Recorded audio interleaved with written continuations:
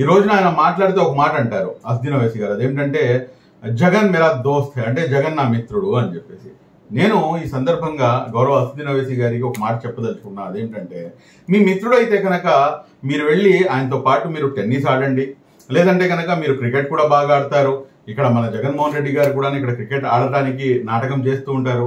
కాబట్టి మీరు ఇద్దరు కలిసి క్రికెట్ ఆడుకోండి, లేకపోతే టెన్నిస్ ఆడుకోండి. కానీ మా జీవితాలతో మాత్రం ఎట్టి పరిస్థితిలో కూడాను ఆడుకోమాకండి, ఆ అవకాశం కూడాను మేము కల్పించాము. ఈ రోజున మీరు ఏదో మాట్లాడుతున్నారు, అదేంటంటే 4% రిజర్వేషన్ గురించి, లేకపోతే ఇతరత్ర అంశాల గురించి, లేకపోతే చంద్రబాబు నాయుడు అనే వ్యక్తి వచ్చే అవకాశవాది అని చెప్పేసి. మీరేంటి ఈ రోజున మీరు హైదరాబాద్ ఎంపీగా మీరు గెలవాలని చెప్పేసి మేము కూడాను మనస్ఫూర్తిగా ఆకాంక్షిస్తున్నాం, అందులో సందేహం లేదు. కానీ మీరు ఎప్పుడైతే రాష్ట్రం యొక్క ఏదైతే బాగోగులు ఉన్నాయో, రాష్ట్రంలో అబ్దుల్ సలాం ఘటన జరిగింది, మీరు నోరు విప్పారా?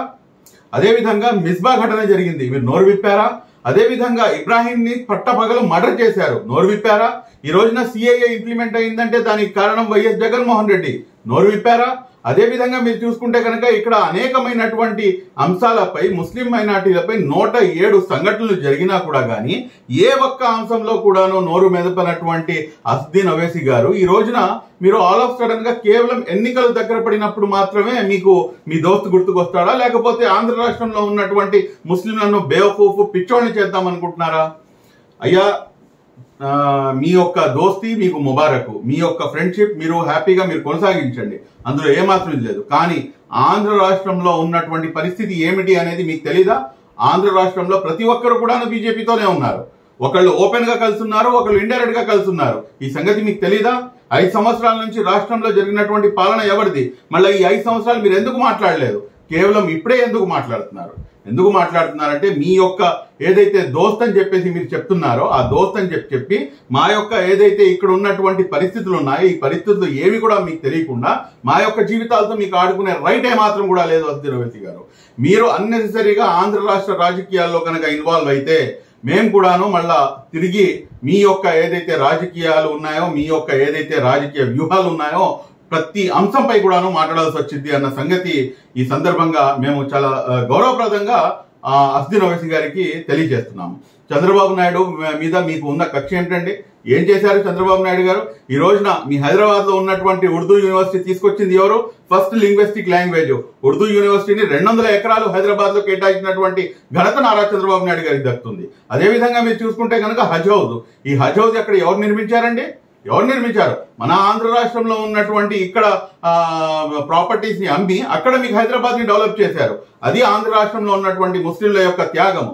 మరి ఇదంతా మీకు తెలియకుండా మీరు ఏదో నోటికి వచ్చినట్టుగా మాట్లాడుతున్నారు. నేను ఖచ్చితంగా ఒక విషయం చెప్పగలను, ఈ రోజు హైదరాబాద్ డెవలప్ అయిందంటే దానికి 2 నవాబులు కారణము.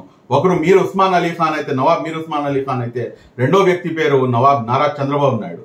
ఈ మాట చెప్పడంలో ఏమాత్రం అతిశయోక్తి లేదు. ఇది వాస్తవం, ఇది నగ్న సత్యం ఇది. కాబట్టి అస్దీన్ ఓవైసీ గారు ఇంకొకసారి మిమ్మల్ని నేను హెచ్చరిస్తున్నాను. ఇటువంటి పెద్ద పెద్ద మాటలు, అన్నెసరీ మాటలు నేనైతే మాట్లాడను. కానీ మీకైతే అర్థమవుతుంది, అర్థం చేసుకునేటటువంటి స్థోమత మీకుంది, స్థాయి మీకుంది. కాబట్టి నేను మీకు చాలా స్పష్టంగా మీకు తెలియజేస్తున్నా, దయచేసి ఆంధ్ర రాష్ట్రంలో ఉన్నటువంటి రాజకీయ సినారియో ఏంటి అనేది కనుక్కోండి. ఈ 5 సంవత్సరాలు మీరు ఏ ఒక్క అంశంపై ఇక్కడ రియాక్ట్ కాలేదు కాబట్టి ఈసారి మీరు ఇక్కడ ఇన్వాల్వ్ అయ్యే హక్కు, నైతిక హక్కు మీకు లేదు. ఎస్, నెక్స్ట్ 5 సంవత్సరాలు మీరు మాట్లాడండి, లేకపోతే ఇక్కడ అంశాలపై మీరు చర్చించండి, లేకపోతే ఇక్కడ అంశాలపై మీరు లేవదీయండి. దాని తర్వాత మీరు ఎవరికి ఓటు వేయాలి, ఏం చేయాలి అన్న దానిపై మాట్లాడండి. ఇదంతా తీసి పక్కన పెడితే అసలు ముందు మీ రాష్ట్రంలో ఉన్నటువంటి ఎంఐఎం నాయకులు ఎటువైపు పనిచేస్తున్నారు మీరు ఒకసారి గమనించండి. ఆంధ్ర రాష్ట్రంలో ఉన్నటువంటి ఎంఐఎం నాయకులు డైరెక్ట్ గా తెలుగుదేశం పార్టీ అభ్యర్థులు ఎవరైతే ఉన్నారో వారితో పాటు కలిసి పూర్తిగా సహకరిస్తున్నారు. ఇది వాస్తవం కాదా? మీకు తెలీదా? మళ్ళీ ఎందుకని చెప్పేసి మీరు డైరెక్ట్ గా అక్కడ నుంచి ఎవరో ఒక ఆయన వచ్చేసి, ఒక బ్లూ మీడియా అతను వచ్చేసి మీకు మైక్ ముందు పెట్టంగానే కడుపులో ఉన్నంతా కూడాను కక్కేసి చంద్రబాబు నాయుడు గారిపై ఇతను చాలా మంచోడు, మన జగన్మోహన్ రెడ్డి చాలా మంచోడు, జగన్మోహన్ రెడ్డిని నమ్మండి అని చెప్పేసి మీరు మాట్లాడుతున్నారు. ఏ రకంగా నమ్మాలి? ఎందుకు నమ్మాలి? రాష్ట్రంలో ఉన్నటువంటి పరిస్థితి ఏమిటి? ఈ రోజు అమరావతి రాజధాని ఉంది. మీరు నిజంగా ముస్లింలకు మీకు చిత్తశుద్ధి ఉంటే కనుక, ముస్లింలపై మీకు చిత్తశుద్ధి ఉంటే కనుక, ఆంధ్ర రాష్ట్రంలో ఉన్నటువంటి దాదాపు 80 లక్షల మంది ముస్లింలపై మీకు చిత్తశుద్ధి ఉంటే కనుక, ఈ రోజు అమరావతి రాజధాని అనేది మాకు ఇంపార్టెంట్ ఇష్యూ. ఎందుకంటే ఏదైతే రేడియస్ లో అమరావతి రాజధాని వస్తుందో పాత కృష్ణా మరియు గుంటూరు జిల్లాలో కలుపుకుంటే కనుక దాదాపు 750 నుంచి 800 మసీదులు ఉన్నాయి. అదేవిధంగా మీరు చూసుకుంటే కనుక దాదాపు 8 నుంచి 9 లక్షల వరకు జనాభా ఇక్కడ ముస్లింల జనాభా ఉంది. మరి అలాంటప్పుడు ఇక్కడ ఉన్నటువంటి రాజధానిని విశాఖపట్నానికి తరలిస్తారంటే విశాఖపట్నంలో ఏమున్నాయండి? విశాఖపట్నంలో ఇక్కడ ఉన్నటువంటి మసీదులు, ఇక్కడ ఉన్నటువంటి ముస్లిం జనాభాలోది 10% కూడా అక్కడ లేరు. మరి అలాంటప్పుడు ముస్లింలు దేనికి సపోర్ట్ చేయాలి? ఇక్కడ ఉన్నటువంటి ముస్లింలకు ఇక్కడ ఆస్తులు లేకపోతే దాదాపు ముస్లిం మైనార్టీలు కూడాను దాదాపు 6 నుంచి 7% వరకు అమరావతి రాజధానికి భూములు ఇచ్చినటువంటి దాఖలాలు ఉన్నాయి. ఇదంతా కూడాను లెక్కలు చెప్తున్నాయి. మరి అలాంటప్పుడు ఇవన్నీ కూడాను మర్చిపోయి ఇక్కడ ఉన్నటువంటి ఏదైతే గ్రౌండ్ రిపోర్ట్ ఉందో ఆ రిపోర్ట్ ని మర్చిపోయి మీరు మాట్లాడుతున్నారు. వైఎస్ జగన్మోహన్ రెడ్డికి సెక్యులర్ లీడరా? ఎవరన్నారు మీకు సెక్యులర్ లీడర్ అని చెప్పేసి? ఇక్కడ రాష్ట్రంలో ఏం జరుగుతుందో తెలుసుకోండి. రాష్ట్రంలో ఏం జరుగుతుందో తెలుసుకొని మాట్లాడండి. దాని తర్వాతనే మీకు మాట్లాడే హక్కు దొరుకుతుంది. రాష్ట్రంలో మీరు చూసుకుంటే కనుక సెక్యులరిజానికి ఎవరైనా నిర్వచనం ఉందంటే అది కేవలం నారా చంద్రబాబు నాయుడు అన్న వ్యక్తి. ఈ మాట మీరు ప్రతి ఒక్కరి నోట కూడా అర్థమవుతుంది. నారా చంద్రబాబు నాయుడు గారికి ఒక ఇన్సెట్ చిప్ అనేది ఒకటి ఉంది.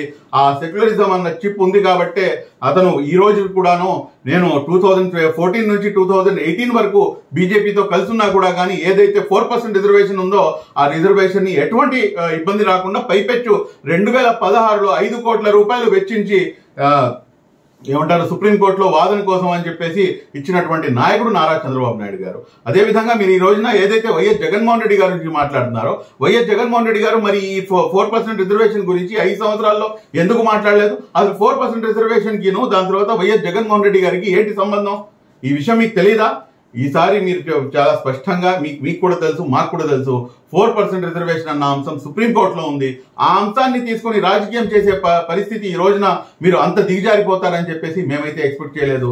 కాబట్టి నేను ఆంధ్ర రాష్ట్రంలో ఉన్నటువంటి ప్రతి ముస్లిం సోదరుడికి నేను విన్నవించుకుంటున్నాను, రాష్ట్రంలో ఉన్నటువంటి సమస్యలపై పోరాడినటువంటి వాళ్లకు మాత్రమే ఇక్కడ మాట్లాడేటటువంటి నైతిక హక్కు ఉంటుంది. ఇక్కడ జరిగినటువంటి ఏ ఒక్క అంశంలో కూడాను మాట్లాడినటువంటి వ్యక్తి ఇక్కడ ఫలానా వాళ్ళకి ఓటేయండి, ఇంకోళ్ళకి ఓటేయండి అని చెప్పే నైతిక హక్కు జనాబ్ అస్దీన్ ఓవైసీ గారికి లేదు. మేము మీకు విష్ ఆల్ ది బెస్ట్ చెప్తున్నాము. రేపు మీరు అక్కడ హైదరాబాద్ ఎంపీ ఎలక్షన్ గా మళ్ళా ఇంకోసారి మీరు గెలవండి. అది గెలవాలని చెప్పేసి కూడా మేము మనస్ఫూర్తిగా కోరుకుంటున్నాం, ప్రార్థన కూడా చేస్తాం.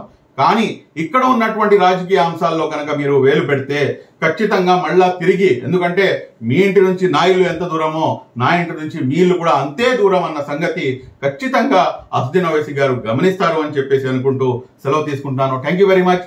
జై హింద్.